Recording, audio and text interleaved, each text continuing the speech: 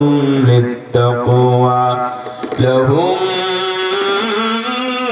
مغفرة وأجر عظيم। যারা আওয়াজকে নিচু করে আমার নবীর শানে নবীর সামনে আওয়াজকে নিচু করে রাখে, আল্লাহ রাব্বুল আলামিন তাদের অন্তরকে ঈমানের জন্য তাকওয়ার জন্য পরীক্ষা গ্রহণ করেছেন। তার মানে তাদের অন্তরগুলো পরীক্ষিত অন্তর। সুবহানাল্লাহ। আপনাদের আওয়াজ উঁচু নাকি নিচু বলেন কোনটা? নিচু। আওয়াজ উঁচু না নিচু? নিচু। উঁচু হবে না, আওয়াজকে নিচু করবে সব সময়। স্বামী অথবা স্ত্রী, ছেলে অথবা বাবা অথবা মা, চাচাতো ভাই, মামাতো ভাই, যেই হন না কেন, আপনি বস হন আর কর্মচারী হন, আপনি মালিক হন অথবা কামলা হন, অথবা আপনি যেই হন না কেন, আপনি টিচার হন আবার স্টুডেন্ট হন, যেই হন না কেন, জোরে জোরে কথা বলা যাবে না। আওয়াজ নিচু অবস্থায় কথা বলবেন, তাহলে তাদের জন্য রয়েছে লাহুম মাগফিরা, অফুরন্ত ক্ষমা, অবারিত ক্ষমা রয়েছে তাদের জন্য যারা আওয়াজকে নিচু করে। সুবহানাল্লাহ। এখন থেকে আওয়াজ নিচু করবেন না উঁচু করবেন? নিচু করবেন ইনশাআল্লাহ। وَقْصِدْ فِي مَشْيِكَ وَاغْضُضْ مِنْ صَوْتِكَ إِنَّ أَنكَرَ الْأَصْوَاتِ لَصَوْتُ الْحَمِيرِ। আল্লাহ রাব্বুল আলামিন বললেন, লোকমান তার সন্তানকে বলেছিলেন, বৎস তুমি যখন চলবে তোমার চলাটা যেন স্বাভাবিক হয়, দম্ভ ভরে অহংকারের সাথে মাটির উপর চলাফেরা করো না। এই মাটি দিয়ে বানানো হয়েছে, মাটির উপরে আমি হাঁটতেছি, তাহলে আমার চলার মধ্যে অহংকার প্রদর্শন করা কি ঠিক নাকি আল্লাহ? আল্লাহ এটা অহংকারী। শুধু তাই নয়, তোমার আওয়াজকে নিচু করো। মনে রেখো, সবচেয়ে খারাপ আওয়াজ হলো গাধার। গাধার আওয়াজ সবচাইতে খারাপ এবং কর্কশ হয়। এটা নীরস আওয়াজ হলো গাধার আওয়াজ। গাধার মতো তুমি চিৎকার করো না। বাঘের গর্জন এবং সিংহের হুঙ্কার যেগুলো আছে সেগুলো মানুষ শুনে, এগুলো মানুষ এনজয় করে, এটার একটা মূল্য আছে, এটার একটা স্বাভাবিক অধ্যায় আছে। গাধার কিছু নাই। সুতরাং তোমার আওয়াজ কলার গাছের সামনে গিয়ে আওয়াজ উঁচু করো। তুমি স্বামী হয়েছো তাই মেয়ের সামনে এত জোরে চিল্লাতে হবে। তুমি স্ত্রী হয়েছো তাই স্বামীর সাথে এত জোরে জোরে কথা বলতে হবে। সবাই শুনে। রাসূল সাল্লাল্লাহু আলাইহি ওয়াসাল্লাম বলছেন, লিমান আকামাল কালাম, জান্নাতের মধ্যে এত সুন্দর চকচকে ঝকঝকে ঘর থাকবে, প্রাসাদ থাকবে, যার বাহির থেকে ভিতর, ভিতর থেকে বাহির দেখা যাবে। সুবহানাল্লাহ। কাদের জন্য ইয়া রাসূলুল্লাহ? আল্লাহ নবী বললেন, যাদের কথা হবে সুন্দর। সুবহানাল্লাহ। কথা সুন্দর করতে পারবেন না জান্নাতের লোভে? ইনশাআল্লাহ। আর আরেকটা কথা, স্বামী স্ত্রী ঝগড়া করার এটা একটা নিরাপদ স্থান এবং মাধ্যম বলতে পারেন।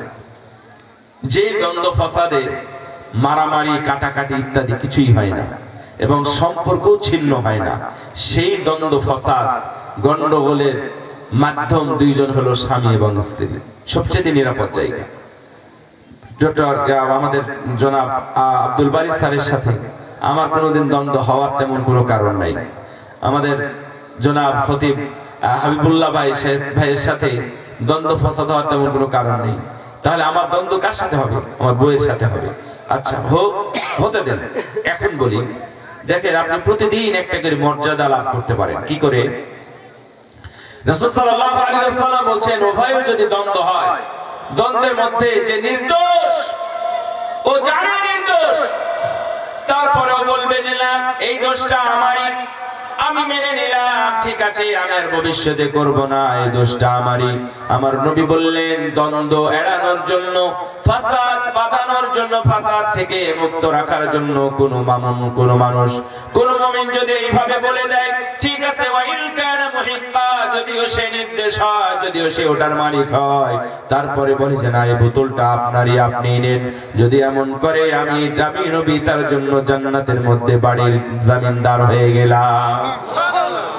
তাহলে এটা তো আপনি প্রতিদিন করতে পারেন। হ্যাঁ মা বোন শুনেন, আপনি চাইলেই পারবেন। প্রতিদিন স্বামীর সাথে গন্ডগোল হবে, বাস একসময় বলবেন যে আসলেই ভুলটা আমারই, ঠিক আছে, আপনি দোষী হন আর নির্দোষ হন, যদি আপনি এটা মেনে নেন, তাহলে আপনার জন্য আমার নবী জান্নাতের মধ্যে বাড়ি নিয়ে অপেক্ষা করবেন। সুবহানাল্লাহ, এটা সুন্দর জিনিস। ফি রাবাদিল জান্নাহ, একবারে জান্নাতের কিনারায়, জান্নাতে ঢোকার সঙ্গে সঙ্গে ওই ঘর আপনাকে বুঝিয়ে দেওয়া হবে তুই দুনিয়াতে গন্ডগোল ফাসাদ থেকে মুক্ত ছিলি, এই যে তোর বাড়ি ঘর, এগুলো তোর জন্য আমি নবী তোর জন্য বরাদ্দ রেখেছিলাম, এগুলো তুই নিয়ে যা। সুবহানাল্লাহ, এটা ভালো জিনিস। তাহলে গন্ডগোল হতেই পারে, তাই বলে আপনারা কর্কশ ভাষায়, জোরে জোরে ভাষায় কথা বলবেন কেন? এটা ঠিক নয়। আল্লাহ বলেছেন, নারীরা তোমাদের কথাবার্তা নেই পরায়ণতার সাথে বলো, তোমার কণ্ঠের মধ্যে পর্দা আছে। স্বামীর সাথে যখন কথা বলো খুবই মুলায়েম নরম ভাষায়, মুহাব্বতের ভাষায়, হাস্য রস নিয়ে, হাসি মুখ নিয়ে তাকে ওয়েলকাম জানাও, রিসেপশনে যাও, এটা করো স্বামীর সাথে। স্বামীর সাথে কর্কশ ভাষায় কথা বলে অন্যরা যখন ফোন দেয় তখন তার সাথে মিষ্টি ভাষায় কথা বলে না। ফালা তাখদুআনা বিল কওল ফায়াতমা আল্লাযী ফী কলবিহি মারাদ, যাদের অন্তরে রোগ আছে ওরা তো আপনার প্রতি আকৃষ্ট হয়ে যাবে, আপনার ঘর সংসার তছনছ করে দেবে। খবরদার এমনটা করবেন না। ইল্লাল্লাযীনা ইউনাদুনাকা মিন ওয়ারাইল হুজুরাত আকসারুহুম লা ইয়াকিলুন, যারা পিছন থেকে, ঘরের পিছন থেকে তোমাদেরকে ডাকে, তোমাকে ডাকে হে নবী, আকসারুহুম লা ইয়াকিলুন, অধিকাংশরাই বোঝে না, ওরা বোঝে না। এই যে আপনারা বলেন যে সমাজে দুই একটা মানুষ আছে তারা খুবই কম বুঝে, বুঝতেই চায় না। বাড়িতে যেমন আমার বাবা বুঝে না কথা, তার মানে সব ছেলেরা বুঝে, বুঝে না কে? বাবা বোঝে না, তাই বলে না?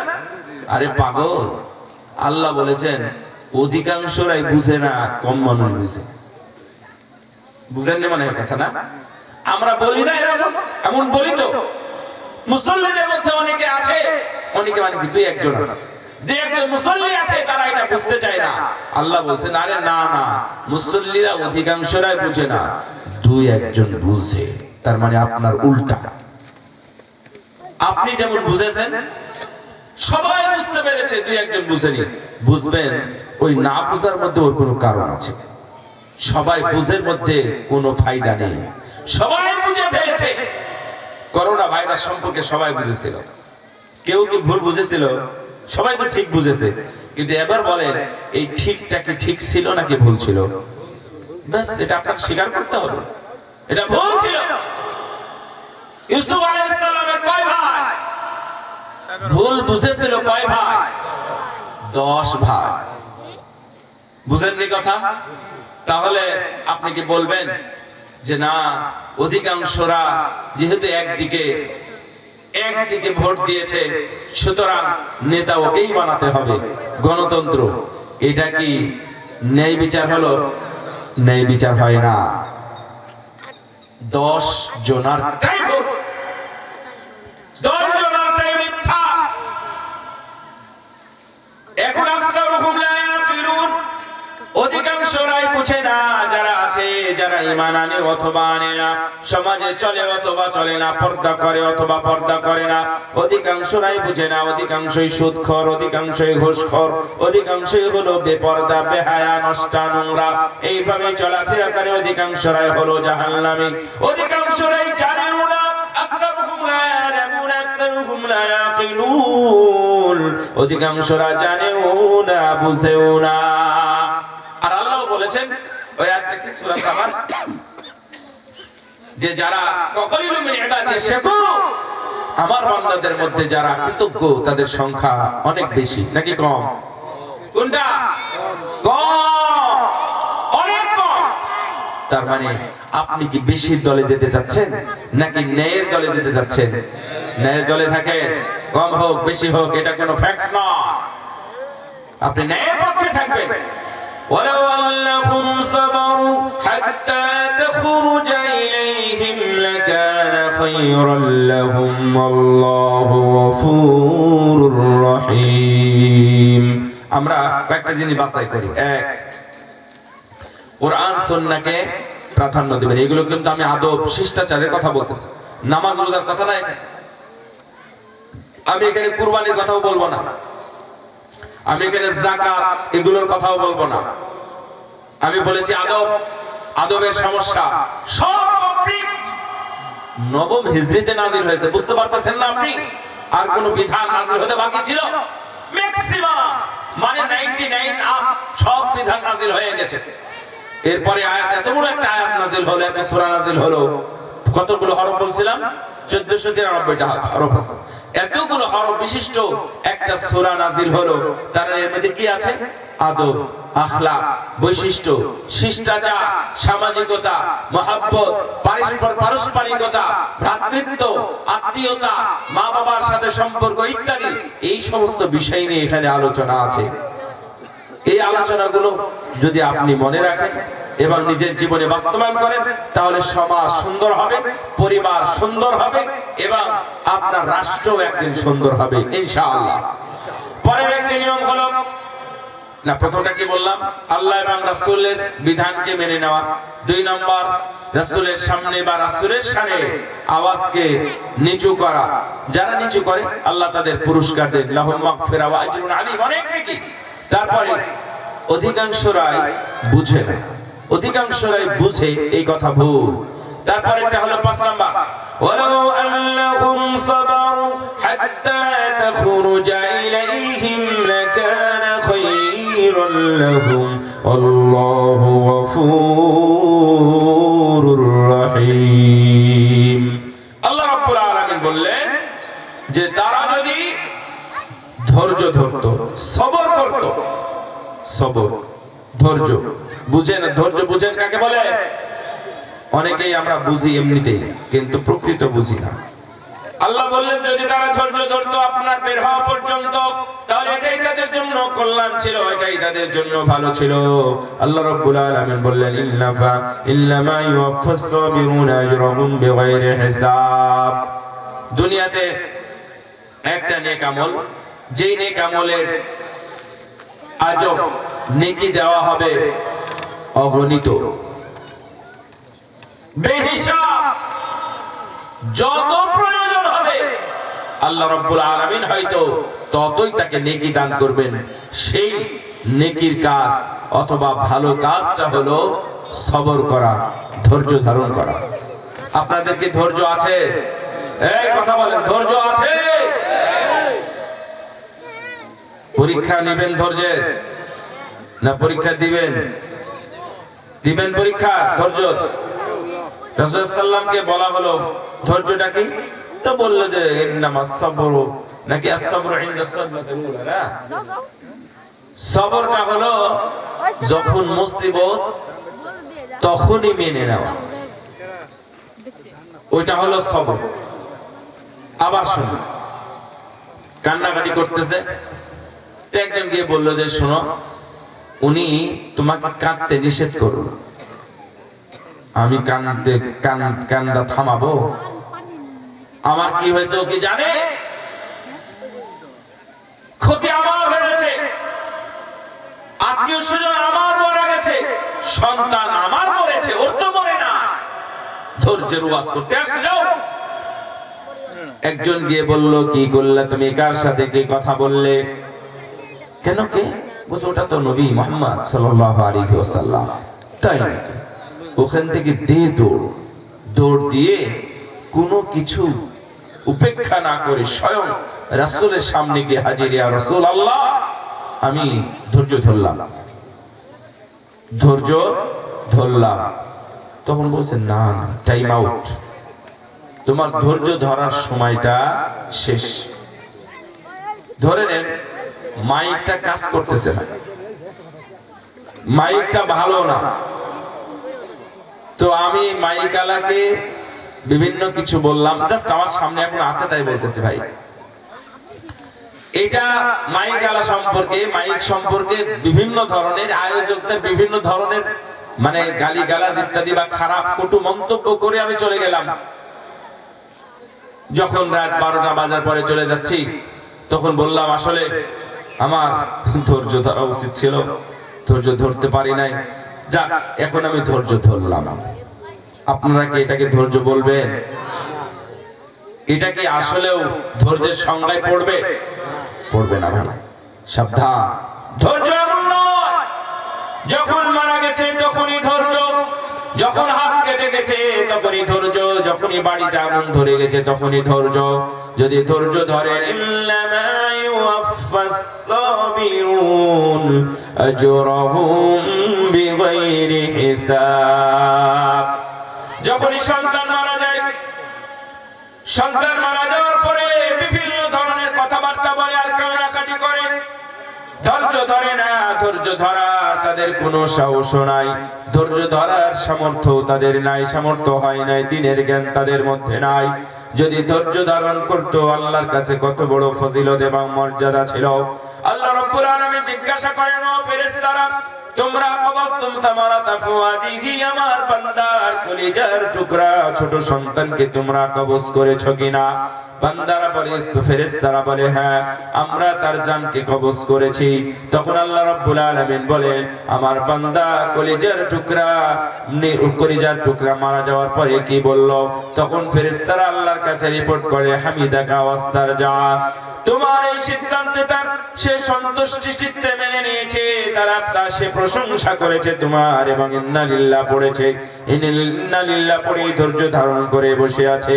আল্লাহ রাব্বুল আলামিন বলেন, বুনু লাহু বাইতান ফিল জান্নাহ, যার কলিজার টুকরাকে নিয়ে যাওয়ার পরে হচ্ছে ধৈর্য ধারণ করেছে আমার ওই বান্দার জন্য জান্নাতের মধ্যে একটি বাড়ি নির্মাণ করো, এবং ওই বাড়ির মেইন গেটে লিখে দাও সাম্মুহু বাইতুল হামদ, ওই বাড়ির গেটে লিখে দাও এটা হলো প্রশংসার ঘর। সুবহানাল্লাহ। সন্তান মারা যাওয়ার পরেও যদি কেউ ধৈর্য ধারণ করতে পারে তাহলে আল্লাহ তার জন্য পুরস্কার রেখেছেন। সন্তান মারা যাওয়ার পরে গালিগালাজ করে ডাক্তারকে দেখেছে, অমুককে দেখেছে, এই করেছে সেই করেছে, যার গুলিতে মরেছে তাকে গালিগালাজ করতেছে, করার পরে 3-4 দিন পরে বলতেছে কি আর করা, আল্লাহর মাল তো নিয়েই গেছে, চলেই গেছে, মাটি দিয়ে আসলাম, এখন তো ধৈর্য ছাড়া কোনো বুদ্ধি নাই। এটার নাম কি ধৈর্য? তাহলে আপনারা মনে হয় বুঝতে পেরেছেন। আল্লাহ নবী বললেন, না তোমার আর কোনো ধৈর্য না, তুমি ধৈর্যশীল হিসাবে তোমার যে মর্যাদা পাওয়ার কথা ছিল এই মর্যাদা তোমার আর হবে না। এই জন্যই যখন বিপদ হঠাৎ কিছু বলে ফেলবেন না। বুঝেন নাই কথা? একজন গাড়ি মেরেই দিয়েছে, এত কথা বলবেন কেন? আমার জীবন প্রথম যখন সেইখানে এখানে আছেন, উনি ওনার অভিজ্ঞতা ভালো আছে। 2006 সালে আমি যখন প্রথম ঢাকায় আসি, রমজান মাস, সকালে গরম হলেও ঝিরিঝিরি বাতাস আছে, সুন্দর, ফজর পরে আমি রিক্সা নিয়ে এক জায়গায় যাচ্ছি। এটা আমার প্রথম ঢাকায় আসা, আবারও বলি। তো তারাবি পড়াতে এসেছিলাম আমি। এখন ওই মসজিদটা বাংলাদেশের সবচেয়ে বড় মসজিদ মাশাআল্লাহ আহলে হাদিসদের। তো ওখানে আমি সকালে সকালে উঠে রিক্সাওয়ালাদের মুখে শুধু এক রিক্সা আর এক রিক্সার সাথে ঠেকেছে, আমি সকালে এত কিছু শুনলাম, এত নোংরা ভাষাগুলো শুনলাম, সেই ভাষার কথা আর বলা যাবে না, ওটা উল্লেখ করার মতো, এত খারাপ ভাষাগুলো শুনলাম।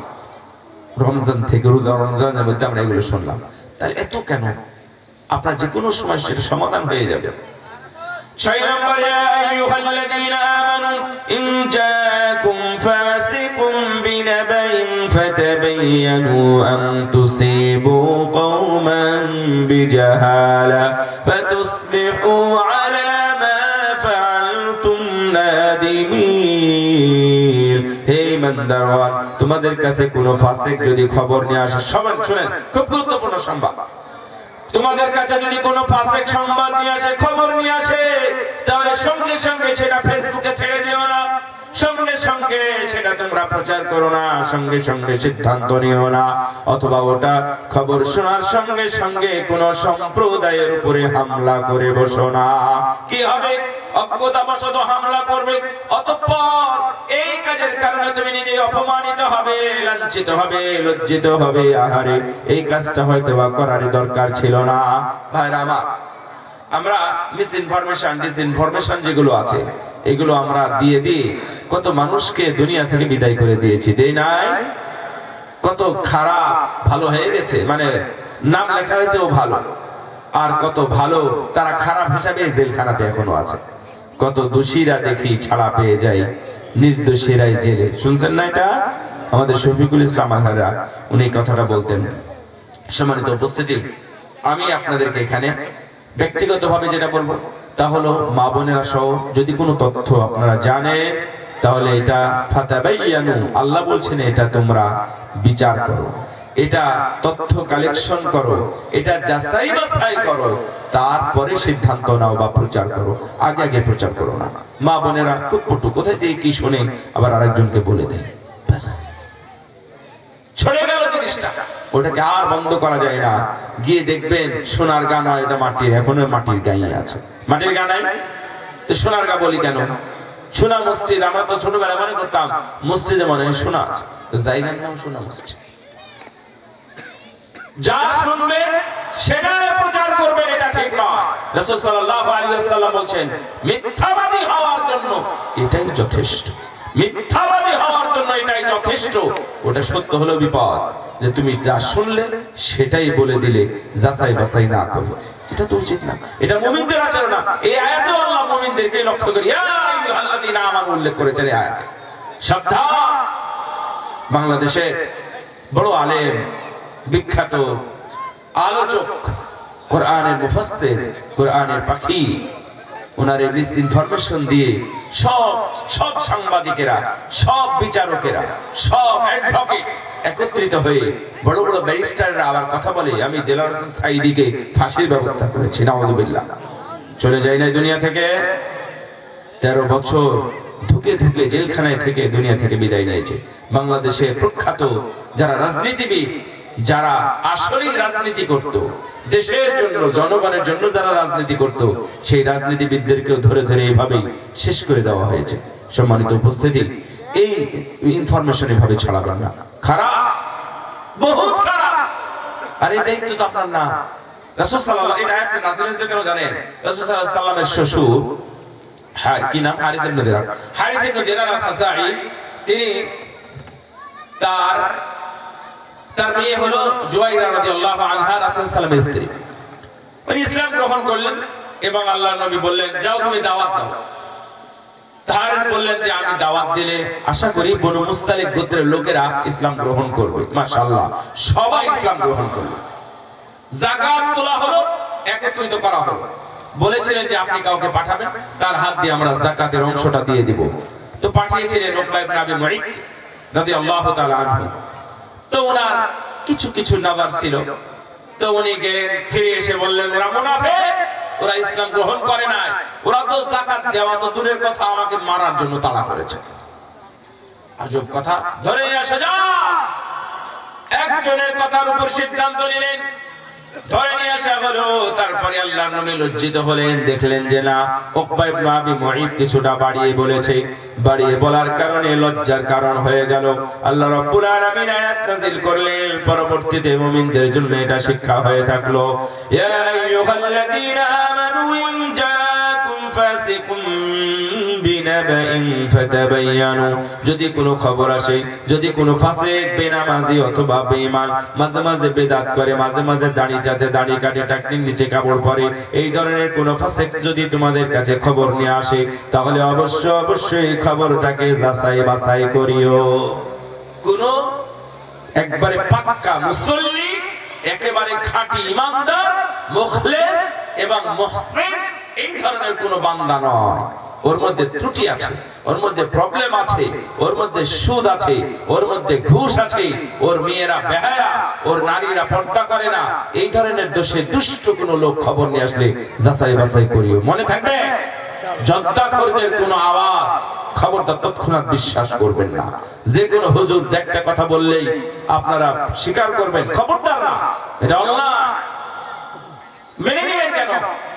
একজন বলেই দিল মানে 6 প্যাক, রাসূলের 6 প্যাক, ওটা আপনি বিশ্বাস করবেন? নাউযুবিল্লাহ, এটা হারাম। হাজারবার তওবা করতে হবে, কারণ তওবা কখন কবুল হয় এটা যেহেতু আমরা জানি না, মৃত্যু তওবা করতে হবে এই কথার জন্য। আবার বলে যে কাউবয়, আস্তাগফিরুল্লাহ, আল্লাহর নবী কাউবয় হবেন কেন? কাউবয় নাই, উনি শেফাত ছিলেন। কাউবয় ভিন্ন জিনিস।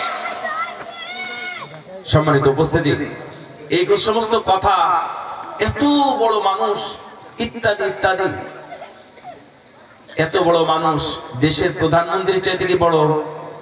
তা বড় হয় নাই। দেশের প্রধানমন্ত্রী এর চেয়ে আরো সুন্দর সুন্দর কথা শুনিয়েছে। 5ই মে আপনারা শুনছেন ওখানে নাকি গোলাগুলি হয়েছে, ওখানে নাকি মানুষ মরেছে। 1-2জন মানুষ মরেছে আর সব রক্ত মেখে সব শুয়েছিল। শুনেন না এই ওয়াজ শুনেন না আপনারা? ওয়াজ মানে কি? ওয়াজ মানে কি আমি ওয়াজ করছি এটাই শুধু সংসদ ভবনে বলে এটা ওয়াজ হয় না? এই ওয়াজ তো করে গেছে প্রধানমন্ত্রী, তো এটা হক কথা ছিল? তো কেউ তো বলে নাই। পুরো বাংলাদেশের আমি সহ 17 কোটি মানুষের একজন বলে যে প্রধানমন্ত্রী ভুল বলতেছে। তো কেউ কিছু বললেই, পপুলারিটি থাকলে কিছু বললে ওটা গ্রহণযোগ্য হবে, ওটা ভুল। শুরু, মাঝখান, শেষ দেখলাম সবটাই বেদাত দিয়ে শুরু। আল্লাহুম্মা আমিন বলে মুনাজাত শুরু হয়। এটা কি মুনাজাত? এটা তো মুনাজাত নয়। আর শেষে বলে কি লা ইলাহা ইল্লাল্লাহ। আপনারা কি আমার কথা বুঝেন? আমি জানি কারো ব্যথা লাগতেই পারে, অসম্ভব কিছু নয়, ব্যথা তো লাগবে। সবার কাছে ইসলাম সমানভাবে আসে না। আমি এত জানি, জানার পরে আমি জেনে শুনে আমি আল্লাহুম্মা আমিন এটা বলে মুনাজাত শুরু করলাম কেন? আপনি আসমানের নিচে জমিনের উপরে একজন মুহাদ্দিস, একজন মুজাদ্দিদ, একজন মুফাসসির, একজন ফকিহ অথবা সাধারণ কোন আলেম খুঁজে বের করেন যে বলুক হ্যাঁ আল্লাহুম্মা আমিন বলে মুনাজাত করলে মুনাজাত হবে। বলুক দেখি উনি কোন সূত্রে বলেন, আমরা শুনবো একটু। এটা বলা যাবে না। সরাসরি আল্লাহর প্রশংসা দিয়ে শুরু করতে হবে, অথবা আল্লাহকে ডাকতে হবে, অর্থাৎ যেটা চাওয়ার জন্য বলা হয় না। আবার শেষে গিয়ে দেখলাম লা ইলাহা ইল্লাল্লাহ মুহাম্মাদুর রাসূলুল্লাহ, এটা দিয়ে শেষ না। সাল্লাল্লাহু আলা নবিয়িনা মুহাম্মদ ওয়া আলা আলিহি ওয়া সাহবিহি আজমাইন, অথবা সাল্লাল্লাহু আলাইহি ওয়াসাল্লাম, এগুলো বলে এটা বলে শেষ করতে হবে। সম্মানিত উপস্থিতি, অনেক কথা, এত কথা বলে তেমন কাজও নাই। আমাদের নিয়ম নীতি অথবা আমাদের শরীয়তের যে বিষয়গুলো আছে সে বিষয়গুলো আলোচনা হয়। আমাদের আদব আখলাক নিয়ে কথা ছিল। কোনো খবর আসলে হুট করে বিশ্বাস করবেন না। রাসূল সাল্লাল্লাহু আলাইহি ওয়াসাল্লাম এমনটা করতে যাচ্ছিলেন বা করেও ফেলেছিলেন, কিন্তু পরে লজ্জিত হয়েছে। ওমর রাদিয়াল্লাহু তাআলা এভাবে কাপড় ধরলেন, না আপনি যাবেন না, আপনি ওর জানাজা পড়তে যাবেন না। রাসূল সাল্লাম তাও গেলেন, জানাজা পড়ালেন, তার জন্য দোয়া করলেন। রাসূল সাল্লাম তার নিজের গায়ের কাপড় খুলে দাফন হয়ে গেছে। দাফন মানে কবরে লাশ রাখা হয়ে গেছে। পৃথিবীর শ্রেষ্ঠ মুনাফিক, এটা আল্লাহ স্বীকৃত। শ্রেষ্ঠ মুনাফিককে দাফন করা হয়ে গেছে, কবরে রাখা হয়ে গেছে। আল্লাহ নবী আবার তুললেন, তুলে কোলের উপর শোয়ালেন, কোলের উপর শোয়ে নিজের গায়ের পোশাক খুলে তাকে পরিয়ে দিলেন। এইগুলো করার পরে আল্লাহ কি আয়াত নাযিল করলেন? এটা আমি আপনার কথা নয় তো, এটা স্বয়ং পৃথিবীর সর্বশ্রেষ্ঠ মানুষ, আল্লাহর দোস্ত, মুহাব্বতের বন্ধু যিনি, তার ব্যাপারে আল্লাহ আয়াত নাযিল করলেন, ইস্তাগফির লাহুম আও লা তাস্তাগফির লাহুম ইন তাস্তাগফির লাহুম 70 মাররা ফালাই ইয়াগফিরাল্লাহু লাহুম। হে নবী, আপনি যদি তার জন্য ইস্তিগফার করেন, আপনি যদি তার জন্য ক্ষমা প্রার্থনা করেন, একবার নয়, দুইবার নয়, 70 বারও যদি ক্ষমা চান, আল্লাহ রাব্বুল আলামিন তাকে ক্ষমা করবেন না। রাসূল সাল্লাল্লাহু আলাইহি ওয়াসাল্লাম এটা করেছেন। তো একটা জিনিস আমাদের বোঝা উচিত, একটা ইনফরমেশন ছড়িয়ে দিল, তার মানে সেটা সবার কাছে গ্রহণযোগ্যতা পেল এবং সেটাই সঠিক হয়ে গেল।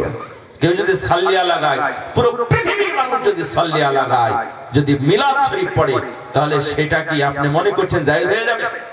তার মানে তাহলে এখন সুদও জায়েজ। সুদ তো সবাই খাচ্ছে। সুদের সুদ করে সংখ্যা বেশি না? বেপরদার সংখ্যা বেশি না? সবাই বেপরদা, সবাই বেপরদায় চলতেছে। তার মানে ওইটাই ঠিক নাকি বলবেন?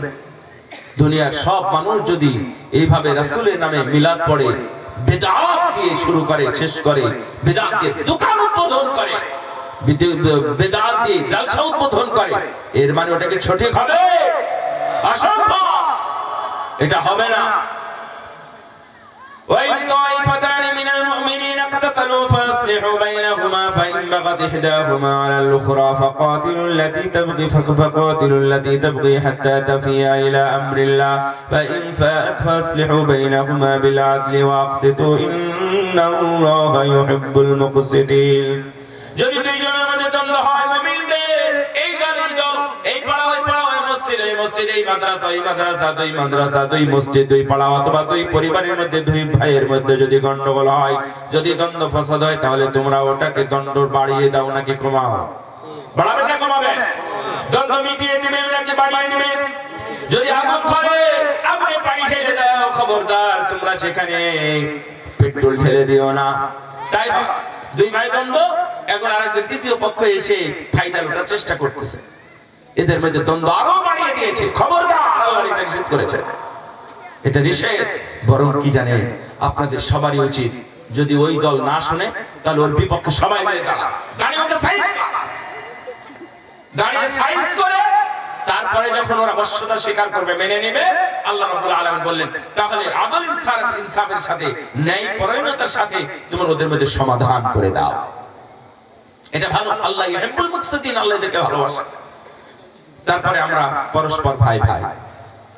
তাহলে আমার ভাই যখন অসুস্থ হয়, হাসপাতালে যায়, আমি দৌড়াদৌড়ি করি, পায়ের স্যান্ডেলের তলা ক্ষয় হয়ে যায়, টাকা পয়সা নষ্ট হয়ে যায়, কিন্তু আমারই ভাই, আপনারই ভাই, পড়োশী, আপনার মুসলিম ভাই, সে বিপদে পড়ে আছে, 5 বছর 10 বছর থেকে জেলখানায় আছে, কেউ তার খোঁজ নিতে পারে না, খোঁজ নিতে গেলে টাকা পয়সা লাগে, তাদের টাকা পয়সাও নাই, কেউ বের করেও আনে না, ও মাসলুম, এই মাসলুমকে কেউ সাহায্য করে না। এই জন্যই আমাদের উচিত পরস্পর ভাই ভাই মহব্বতটা আবার তৈরি করা। আমাদের মধ্যে মহব্বতটা নাই। ইয়া আইয়ুহাল্লাযীনা আমানু, হে ঈমানদারগণ, তোমরা খবরদার কি করো না, লা ইয়াসখার, ঠাট্টা করো না। হতে পারে ও তোমার চাইতে উত্তম, হতে পারে ওই বোন তোমার চাইতে উত্তম, ঠাট্টা বিদ্রুপ করো না। অন্যের দোষ, একজনের দোষ আরেকজনের ঘাড়ে চাপায় না, এটা আমাদের সমস্যা। বুঝেন নাই কথা? এক দিল রাজাকার আরেক দিল সাইদের উপর দিয়ে দিল, এক কাদের কসাই আরেক কাদের মোল্লার উপরে দিয়ে দিল, এক সালাউদ্দিন কাদের কাহিনী আরেক সালার উপরে চালিয়ে দিল, এই করে দিয়ে তাদেরকে দুনিয়া থেকে বিদায় করে দিল। খবরদার, একজনের দোষ আরেকজনের উপর চাপায় না। জজ মিয়ার নাটকের কাহিনীও আমরা অনেকবার শুনেছি, বিভিন্ন কাহিনী আপনারা জানেন, এগুলো এত বলার দরকার নাই। কাহিনীগুলো হয়েছে, সেগুলো আমরা শুনেছি, আমরা জানি। এই জন্য একজনের দোষ আরেকজনের ঘাড়ে চাপাবেন না। আপনিই করেছেন বলে দিন। মসজিদে আজান হয় নাই, দেখেন, মসজিদে আজান হয় নাই, এই আজান হয়নি কেন? তো মুয়াজ্জিন বলতেছে আজান হয়েছে, তো আজান হয়েছে, আমি শুনলাম না। মুখে হয়েছে আজান। কেন মুখে হলো? মাইক আছে তো, বিদ্যুৎ ছিল না। বিদ্যুৎ আছে তো, তখন ছিল না, আমি তো দেখলাম না। কাটাওয়ার নষ্ট হয়েছিল, ঠিক করলো কি এখন তো ফ্যান চলে। তো বলছে না, ও এসে ঠিক করে গেছে। ও কোথায় গেল? ও বাইরে চলে গেছে। যাই হোক, এক মিথ্যাকে ঢাকার জন্য 13টা মিথ্যা কথা বলেছে। মিথ্যা কথা বলে আজান ছাড়ায় ইকামত দিয়ে জোহরের নামাজ হয়ে গেছে। তাও একটাবার বলতে পারে না আজান হয় নাই। আজান হয় না, তাহলে কি বলবে? বোকা দিয়ে বলবে আজান দাও, তাই বলতো না। আজান হয় নাই এটা বলার সাহস পায় নাই, বলছে আজান দিয়েছি, আমি শুনলাম না, মুখে দিয়েছি। কেন? মাইক নষ্ট। মাইক নষ্ট কেন? ফজরের আজান দেয়, একটা দিকে 13টা মিথ্যা কথা বলেছে। একটাকে সত্য বানাতে গিয়ে, এক মিথ্যাকে সত্য বানাতে গিয়ে আরো কতটা মিথ্যার আবির্ভাব ঘটবে, শেষ পর্যন্ত আবার ধরাও পড়ে যায়। আর এক সত্য বলবেন, ব্যাস এটাতেই নাজাত হয়ে যাবে। একটা সত্য মিথ্যার কাহিনী গল্পটা শুনে, শুধু এর গল্প বলতে হাদিস। রাসূলুল্লাহ সাল্লাল্লাহু আলাইহি ওয়াসাল্লাম বলছেন, বান্দাকে ডাকা হবে, এই আপনারা পাপী নাকি নিষ্পাপ? সবাই সবাই পাপী না নিষ্পাপ? আস্তাগফিরুল্লাহ বলেন তো, আস্তাগফিরুল্লাহ। আবার বলেন আস্তাগফিরুল্লাহ। ডাকছে, ডাকার পর বলছে, এই বান্দা শোন, এটা কার? এই আমলনামা কার? 99টা খাতা, এটা আমার না, আমার না। এই কেরামান কাতিবিন এদিকে, তাদের জন্য লিখিত খাতা কোনটা আছে সামনে ফেলা হবে, বলা হবে এটা কার, তখন বলবে আল্লাহ এটাও আমার নাই, ফেরেশতারা আমাদের নাম ভুল করে লিখেছে, এই পাপগুলো অন্যের নামটা লেখা আছে আমাদের। অস্বীকার করলে আল্লাহ রাব্বুল আলামিন বলবেন তোদের মুখগুলো বন্ধ করে দেওয়া হবে, দেখিস কেমনে কথা বলে। তখন হাত পা চোখ কান এবং চামড়া পর্যন্ত তার বিরুদ্ধে সাক্ষী দিবে, বলবে এই খাতাগুলো তার, এই আমলগুলো তার, যত গুনাহ আছে সব গুনাহগুলো হাত দ্বারা, পা দ্বারা, চোখ দ্বারা, কান দ্বারা করেছে, এমনকি চামড়া প্রদর্শন করে বেহায়া বেপরদা নারীগুলোও করেছে। এটার পরে যখন মুখ খুলে দেওয়া হবে আবার তাকে বলা হবে এবার বল তোর হাত পা কান চোখ তো তোর সব তোর বিরুদ্ধে সাক্ষী দিল, তখন সে আবার তার বিরুদ্ধে লেগে যাবে, এই হাত তুই আমার বিরুদ্ধে সাক্ষী দিলে কেন, এই চোখ তুই আমার বিরুদ্ধে কথা বললি কেন, এই চামড়া তুই আমার বিরুদ্ধে কথা বললি কেন। তখন আল্লাহকে বলবে আল্লাহ এই চামড়া, এই হাত, এই পা, এই কান, এই চোখ আমার বিরুদ্ধে মিথ্যা আরোপ করেছে, আমি করি না, ওরা আমার বিরুদ্ধে মিথ্যা বলেছে। আল্লাহ রাব্বুল আলামিন তখন বলবেন তাহলে থাম, তোদের জন্য আরো একটা ব্যবস্থা আছে। আল্লাহ রাব্বুল আলামিন তাদের জন্য বলবেন ونخرج له كل إنسان ألزمناه طائره في عنقه ونخرج له يوم القيامة كتابا يلقاه منشورا। সত্য বলবেন না মিথ্যা বলবেন? বলেন কি বলবেন? সত্যি তো? আমি তো বুঝতে পারতেছি না সত্য বলবেন নাকি মিথ্যা বলবেন। ইনশাআল্লাহ ফজরের সালাত আদায় করব, বলেন ইনশাআল্লাহ, বলেন সবাই বলেন ইনশাআল্লাহ ফজরের সালাত আদায় করব। আল্লাহ তুমি আমাকে তৌফিক দাও, যেহেতু আপনারা বলেন মিথ্যা বলবো না সত্য বলবো, ইনশাআল্লাহ এখান থেকে শুরু হোক। আল্লাহ রাব্বুল আলামিন বললেন আমি প্রতিটা মানুষের ঘাড়ে আমি একটা ঝুলিয়ে মেমরি কার্ড ঝুলিয়ে রেখেছি। কি মেমরি কার্ড ঝুলিয়ে রেখেছি? কিয়ামতের ময়দানে আমি সেটা বের করব, বের করার পরে আমি তাদের অডিও ভিডিও এবং 3D পিকচার সহ যা কিছু আছে সবগুলো তার সামনে আমি ছড়িয়ে দিব। তখন বলবে ইকরা কিতাবাক, এবার তুই পড় তোর আমলনামা, তুই পড়, তুই বুঝবি কি করেছিস না করেছিস। অডিও ভিডিও দেখালে অস্বীকার করার কোনো বুদ্ধি আছে? আর বুদ্ধি নাই। মেমরি কার্ড কোথায় আছে? এই রকম জায়গায় আল্লাহ ঝুলিয়ে রেখেছে। কার? কার? বলেন যে আমার। সবারই চলে আছে, সবার অডিও হচ্ছে, ভিডিও হচ্ছে, যে যা বলবে, যে যা করবে, প্রকাশ্যে হোক আর গোপনে হোক, কেউ না থাক, ওই ক্যামেরা তো আছেই, ফেরেশতা তো আছেই। ফেরেশতাকে যখন অস্বীকার করবে তখন আল্লাহ এটা বের করে দিবেন। এটা হলো মিথ্যুকদের কারবার। তারপরে নাকে ছেঁচড়ানি দিয়ে উপর করে জাহান্নামে প্রবেশ করানো হবে এবং নিক্ষেপ করা হবে জাহিম নামক জাহান্নাম, ওখান থেকে পালানো যাবে না। আর যদি সত্যবাদী হন, এই বান্দা এটা কার? আল্লাহ এটা আমারই, ভুল নাই তো? না কোনো ভুল নাই, এটা তো আমারই অপরাধ, আমার পাপ, আমি করেছি। আল্লাহ খুশি, কিসের খুশি? সত্যের জন্য খুশি হয়ে একটা ছোট্ট চিরকুট কাগজ বের করে দিয়ে বলবেন যা বান্দা, এটা নিয়ে গিয়ে নেকির পাল্লায় রাখ। কি লেখা আছে? আশহাদু আল্লা ইলাহা, বলেন তো আশহাদু আল্লা ইলাহা ইল্লাল্লাহু ওয়া আশহাদু আন্না মুহাম্মাদান আবদুহু ওয়া রাসূলুহু। এই কালেমা দুনিয়াতে পড়তেছিল ছেলে অথবা মেয়ে, বড় ছোট যারাই হোক না কেন, মুসলিম না মানেই যদি এটা পড়ে থাকে, তাহলে কিয়ামতের দিন আল্লাহ রাব্বুল আলামিন চিরকুট দিয়ে জান্নাতে যাওয়ার জন্য নেকির পাল্লাটা ভারী করে দেবে। সুবহানাল্লাহ। সহজ কথা, এটা হলো সত্যের জয়, সত্যের পুরস্কার। সম্মানিত উপস্থিতি, খবরদার অন্যকে দোষারোপ করবেন না, খারাপ নামে ডাকবেন না। খারাপ নামে ডাকে না, এই মোটু লম্বু এদিকে আয়, এই চোরের বেটা, ঘুষ করেছে, খবরদার এটা বলবেন না। এটা বলার কি দরকার? ও তো ঘুষ কর না, ওর বাপ ঘুষ খাইছে, ওকে বলেন, ওকে ডাকবেন না। ও যদি কষ্ট পায় তাহলে বিপদ। আল্লাহ বলছেন ঈমান আনার পরে এই ফাসিকি, এই গুনার কাজ মুমিনরা করতে পারে না। যদিও করে ফেলে তাহলে যেন তওবা করে। কি করে? তওবা করবেন। এই তওবা করবেন। যারা যারা আছেন, এই তোমরা বসো না কেন? ভয় লাগে? আমরা তো শেষ করে দেব এখন, এই শেষ হয়ে যাবে কয়েক মিনিটের মধ্যে। তাহলে ওয়াল্লাম ইয়াতুব ফাউলাইকা হুমুল যালিমুন। এরা হলো জালেম। যদি তওবা করে। আমরা আল্লাহর রাস্তে একটু স্বাভাবিক হন, অন্তরটাকে একটু নরম করেন, একটু আল্লাহমুখী হন,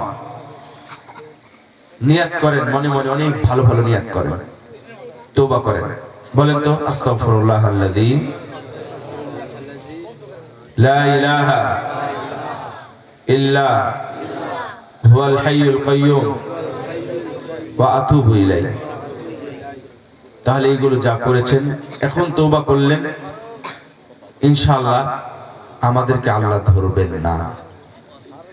কিন্তু আগামীকাল যদি আবার বলেন তাহলে আবার বলার পরে যদি মারা যান তাহলে ওইটার কারণে ধরবে। তারপরে আমার এগুলো নাম্বারিং ছিল, কিন্তু নাম্বারিং করি না, যেহেতু সব মিলিয়ে 11টা-12টা হবে। তারপরে আপনারা কি করবেন? খারাপ ধারণা করবেন না। খারাপ ধারণা, খবরদার খারাপ ধারণা করবেন কেন? কে কি করলো না করলো, কে করেছে, কে কি করেছে না করেছে, চাকরি পাইছে মনে হয় ঘুষ দিয়ে চাকরি নিয়েছে। যদি না জানেন এটা মনে করা নেকি নাকি গুনাহ? এই নেকি নাকি গুনাহ? চাকরি করবে ওই, বেতন পাবেন কি আপনি? তাহলে ও চাকরি পাবে, ও বেতন পাবে, ও খাবে। তাহলে আপনার অযথা ধারণা করে গুনাহগুলো আপনার খাতায় জমা হলো, কি লাভটা হলো আপনার বলেন তো? যদিও সত্য হয় তাও কি আপনি খারাপ ধারণা করতে পারেন? তাহলে খালি গুনাহ আর গুনাহ, অপরাধ আর অপরাধ, এগুলো বাজে ধারণা। এই যে দারিবু কাসীরুম মিনাদ-দন ইল্লা বা'দাদ-দন্নি ইসম ওয়ালা তাজাসসু, খবরদার তোমরা গোয়েন্দাগিরি করো না। গোয়েন্দাগিরি মানে পরের দোষ খোঁজা, পরের দোষ খোঁজা না, খুঁজে খুঁজে বেড়ায় দেখি কে কি করেছে না করে, তালিকা করে, তালিকা করে করে করে করে পাহাড় সমান জমা করে, একদিন দেখবেন ও নিজেই মারা গেছে। মানে এগুলো কি করবে? এগুলো করে কোনো লাভ নেই। গোয়েন্দাগিরি করবেন না, গোয়েন্দা টিম আছে সরকারের, ওরা করবে, আপনি না। তারপরে খবরদার গীবত করবেন না, গীবত করা যাবে না। এটা আপনারা জানেন, মানুষ যেটা অপরাধ করে সেই অপরাধটা আপনি বলবেন এটা গীবত। ও করলেও গীবত, না করলে আরো বড় কারবার, অপবাদ করতে পারবেন না। গীবত ছেড়ে দিবেন, মা বোনেরা ছেড়ে দিবেন, জিহ্বাকে কন্ট্রোল করবেন। রাসূল সাল্লাল্লাহু আলাইহি ওয়াসাল্লাম বলছেন জিহ্বা ধরো, কন্ট্রোল করো। আচ্ছা, আমরা যে কথা বলি এর কারণেও কি আমাদেরকে ধরা হবে? ওয়া ইন্না লামুআখাযুনা বিমা নাতাকাল্লামু বিহি। আবু যার যখন বললেন তখন আল্লাহর নবী বলছেন যে হ্যাঁ হ্যাঁ, মানুষকে তো এই জন্যই উপর করে জাহান্নামে ফেলা হবে যে তাদের জিহ্বা বড় বড় অপরাধ করেছে। আস্তাগফিরুল্লাহ। ওয়া ইন্না রাজুলা লা ইয়াতাকাল্লামু বিকালিমাতিন লা ইয়ারা বিহা বিআসা ইয়াহবি বিহা ফিন-নার। মানুষ জিহ্বা দিয়ে কিছু কথা বলে, এই কথার কারণে মানুষ কি হয়? জাহান্নামের মধ্যে চলে যায়। মানুষ মনে করে এটা কোনো ব্যাপারই নাই। একজনকে বলেছিল এই পা হটাও, পায়ের সাথে পা মিলিয়ে দিয়ে রাখতে যায়। এই কথার কারণে আপনার জাহান্নাম হতে পারে, হতে পারে, হবে, আমি তাই বলিনি। রাসূল সাল্লাল্লাহু আলাইহি ওয়াসাল্লামের যে কোনো সুন্নাতের ব্যাপারে আপনি কটূক্তি করবেন, আপনার আমল বিনষ্ট হয়ে যেতে পারে, হবে, আমি তাই বলছি না। শিরক করলে আমল নষ্ট হবে, কারণ আল্লাহ বলেছেন তুমি বুঝবেই না তোমার আমলগুলো নষ্ট হয়ে গেছে। এই জন্য সাবধান, কথাই সাবধান, জিহ্বাকে কন্ট্রোল করবেন। আল্লাহ নবী বলছেন কিভাবে কন্ট্রোল করবো? বুঝবে ধর। আল্লাহ নবী এবার দুই আঙ্গুল দিয়ে ধরে দেখালেন এইভাবে কন্ট্রোল করো তোমার আঙ্গুল, কুফা লিসানা, ধরো আঙ্গুল তোমার জিহ্বাকে। সম্মানিত উপস্থিতি, মা বোনেরা এখানে অনেক এসেছে। এই যত নিয়ম কারণ বললাম ম্যাক্সিমাম হচ্ছে মা বোনদের জন্য, এইগুলো সব মা বোনদের জন্য। আজকে আলহামদুলিল্লাহ আপনারা এখানে সুন্দরভাবে সুচারু রূপে গুচ্ছিত রূপে বসে আছেন। আমরা আর হাতে ঘড়ি ধরে 10 মিনিট এখানে থাকবো, ইনশাআল্লাহ 11 মিনিট আপনারা চলে যাবেন। রাজি আছেন? আমরা 10 মিনিটের উপর থাকবো না, কিন্তু একটা শর্ত বা একটা কথা মানতে হবে। সেটা হলো আপাতত আপনারা 10 মিনিট উঠবেন না। চাইলে কেউ বসতে পারবেন কিন্তু উঠতে পারবেন না। রাজি আছেন? ইনশাআল্লাহ একটু মন দিয়ে বলেন না ইনশাআল্লাহ। আপনারা সবাই জান্নাতে যাবেন? এই ইনশাআল্লাহ থেকে আপনি জান্নাতে যেতে পারবেন? ইনশাআল্লাহ। বলেন ইনশাআল্লাহ জান্নাতে, বলেন ইনশাআল্লাহ। জান্নাতে গেলে একটু মন মানসিকতা ফ্রেশ রাখতে হয়, হাসি খুশি রাখতে হয়। জান্নাতে মন মরা মানুষের জন্য জান্নাত পাওয়া মুশকিল। সম্মানিত উপস্থিতি, আমি আজকে কি মসজিদটার নাম বলে যাচ্ছি, পাললি বাইতুল হক। মাশাআল্লাহ, হক কিন্তু আল্লাহ, বুঝতে পারছেন তো? তাহলে এই বাইতুল হক জামে মসজিদের জন্য আমি মাত্র 10 মিনিট চেয়েছি না, আমি ঘড়ি দেখে বলতেছি একবারে 10 মিনিটে আমি ছাড়বো। 1 মিনিট চলে গেছে, 9 মিনিট আছে। আমি মসজিদের জন্য আপনাদের কাছে আন্তরিক ভাবে সবার কাছে আমি সহযোগিতা চাই। আমি দোয়া করছি আল্লাহ রাব্বুল আলামিন যেন আমাকে এবং আপনাকে সবাইকে, আজকের এখানে যারা বৈঠকে বসে আছি সবাইকে যেন আল্লাহ জান্নাতের সদস্য হিসাবে কবুল করে নেন। আমিন। আল্লাহর কাছে আমরা দোয়া করছি আল্লাহ যেন আমাদের সবাইকে ঈমানের উপরে মৃত্যুবরণ করার তৌফিক দান করেন। আমিন। সম্মানিত উপস্থিতি, আমি আমার পক্ষ থেকে হয়তোবা গুনলে কত টাকা হবে তা জানি না, কিন্তু অল্প কিছু টাকা দিয়ে আমি শুরু করলাম। আমার সভাপতি মহোদয় আমার অত্যন্ত সম্মানের পাত্র, শ্রদ্ধার পাত্র, আলহামদুলিল্লাহ উনি দিয়ে সহযোগিতা করেছেন। আল্লাহর রাস্তে যদি কেউ মনে করেন,